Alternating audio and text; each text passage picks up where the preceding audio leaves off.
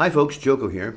This is my first IELTS feedback that I've done this year. A little bit about me, since many of you may not know me because I haven't been active on these boards for some time.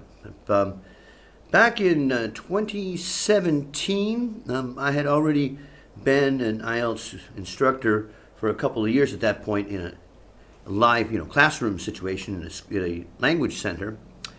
And I discovered the world of IELTS advice online, and particularly here on Facebook. That the IELTS tips and tricks group, the original one, I jumped right in, and people were putting their essays out for people like me, qualified instructors, English teachers, to get feedback on for free. And it was very, of course, it's free feedback from a professional IELTS, someone who's an IELTS professional. Yeah, why not? Yeah, definitely. And so I dove right in, and it was a wonderful hobby that I had for some time. It was nice to get some appreciation for that from the group, but also it's a place where you can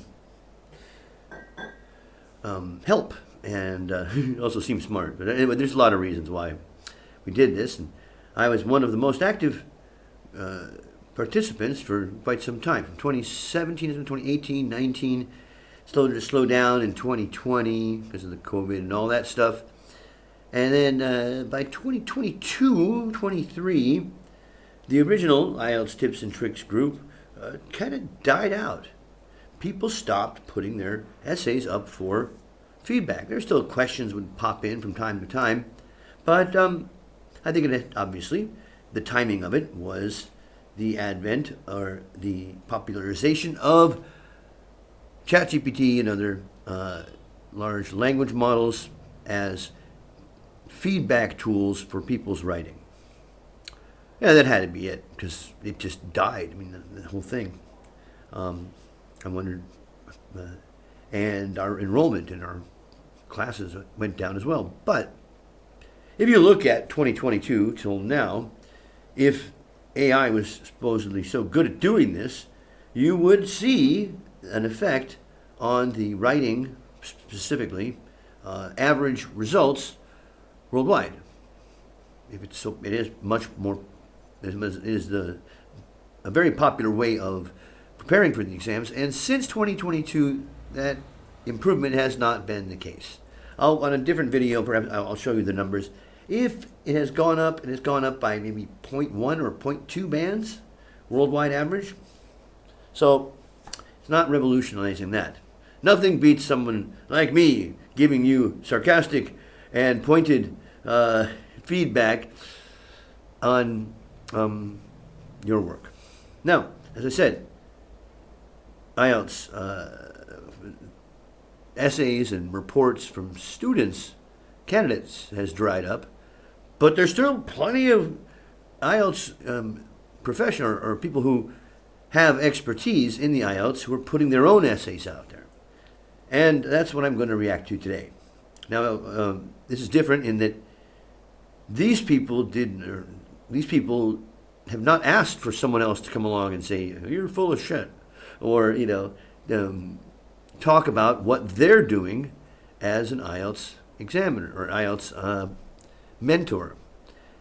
But that's the thing. Is if you set yourself up as an expert and you peddle bad information that is actually detrimental to students, you're setting yourself up for criticism, which is what I'll be doing today. I looked at my first post here. Okay. Now, a couple of people popped up. Monier is telling this right at the beginning. This is a band 6.5 answer. How do you know that?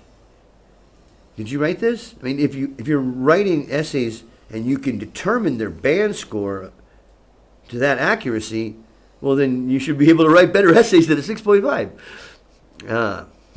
Okay, another one here. Mathematics. Well, this is the one I decided to dive into from IELTS Paradox. Let's take a look, shall we? And this is not minimal to being copied and pasted into a counter. It looks about the right amount of words. All right, so our question is, many school children dislike learning maths with an apostrophe S. What are the reasons and what are the best ways to make them enjoy maths? All right, I guess that's a plausible question. And this is said to be a 7.5 or 8 answer. All right. What do I see when I look at this? Well, let's take a look at the introduction. Okay, oh, I meant to set that differently. Note, the essay begins with the same 5 words in the exact same order as the question. Many school children just like learning math. Many school children just like...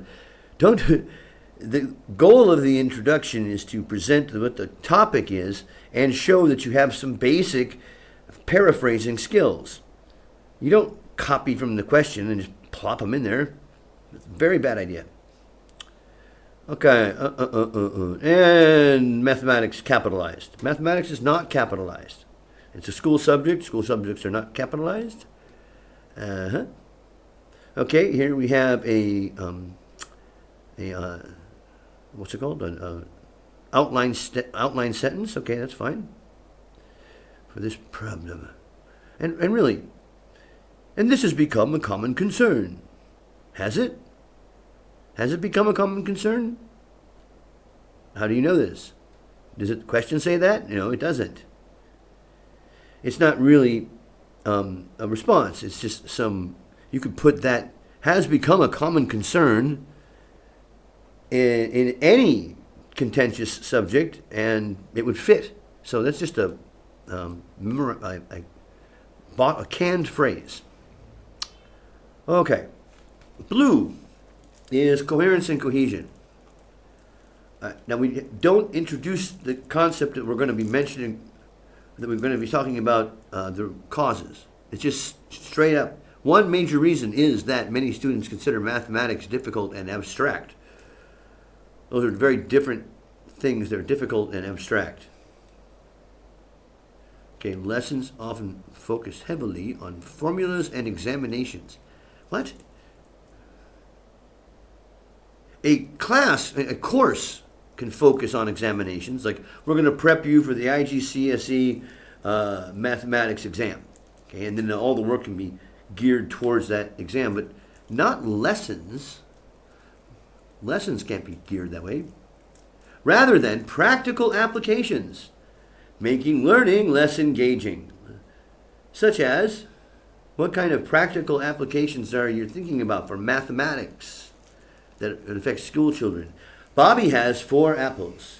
Susan has 11 apples. If Susan gives Bobby apples, how many apples do they have left? There's tons of that in math. Practical applications, real world stuff. At the lower levels, there's lots of it. At the upper levels, yeah, I agree there should be a lot of that to engage the students and increase their interest. But you have no support for this idea that you're just stating that it's focused on examination. In addition, ineffective teaching methods such as, and a lack of confidence by whom, can exacerbate students' fear of the subject. You can't exacerbate a fear. You can intensify, but is it fear? You haven't established that fear is one of the causes of the problems here. But yet you say it's... Now, all of the words in bold from here on out, it seems like you were given a list of words and said, okay, I want you to write an essay and include all of these words somewhere in the essay, because they're woven in very inaccurate ways, and it doesn't improve the precision of what you're saying. The pervasive belief that mathematics is only for the highly intelligent students. Who thinks this? May also undermine motivation and create disparity in classroom performance. There is disparity in classroom performance because of the disparity in levels of the students. It's not created by a pervasive belief. Yeah, that sentence doesn't make sense. These factors can have adverse and detrimental effects. Both. What's the difference?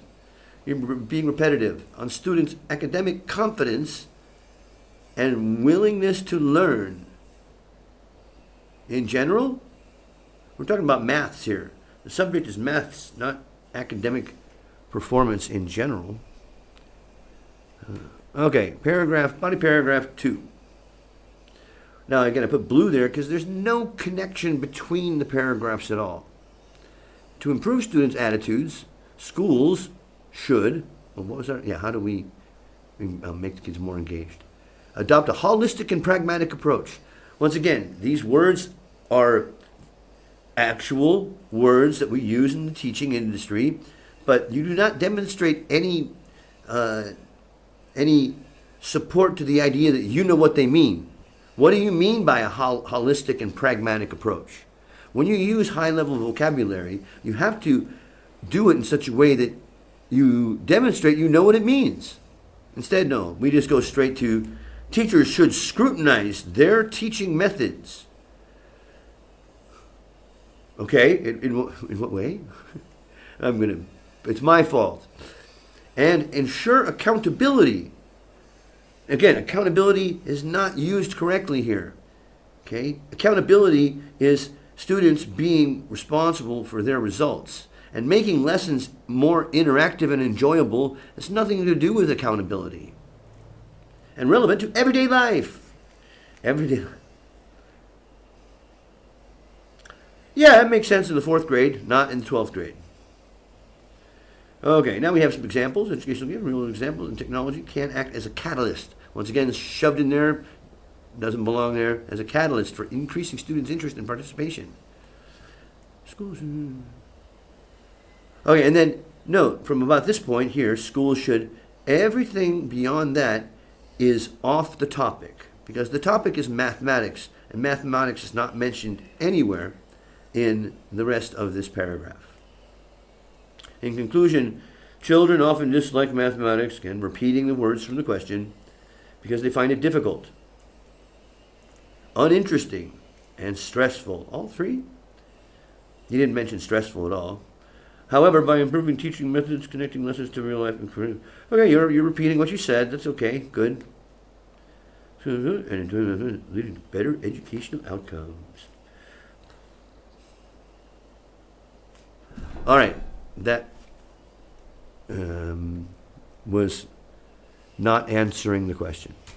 Okay, so I'm sorry, whoever is behind Paradox IELTS. You're not demonstrating to me that you are providing a valuable service. This is not a Band 8 essay. Yeah, okay.